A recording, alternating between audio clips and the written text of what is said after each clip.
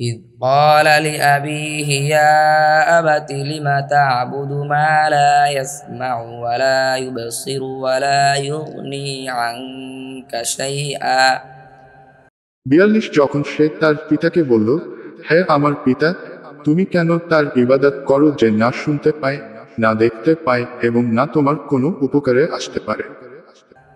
يا أبت إني قد جاءني من العلم ما لم يأتك فاتبعني أهدك صراطا سويا ৪৩ হে আমার পিতা, আমার কাছে এমন জ্ঞান এসেছে যা তোমার কাছে আসেনি, সুতরাং আমার অনুসরণ করো, তাহলে আমি তোমাকে সঠিক পথ দেখাবো।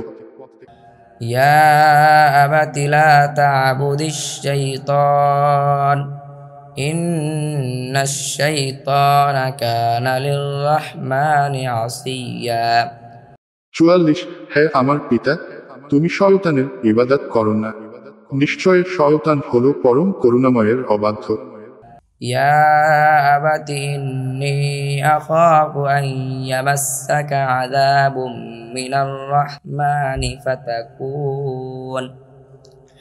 فتكون للشيطان وليا ৪৫ হে আমার পিতা, আমি আশঙ্কা করছি যে পরম করুণাময়ের পক্ষ থেকে তোমাকে আযাব স্পর্শ করবে, ফলে তুমি শয়তানের সঙ্গী হয়ে যাবে।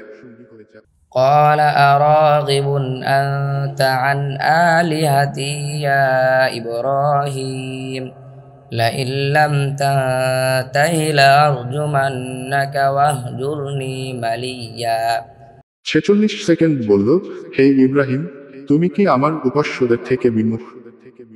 যদি তুমি বিরত না হও, তবে অবশ্যই আমি তোমাকে পাথর মেরে হত্যা করব, আর তুমি চিরতরে আমাকে ছেড়ে যাও।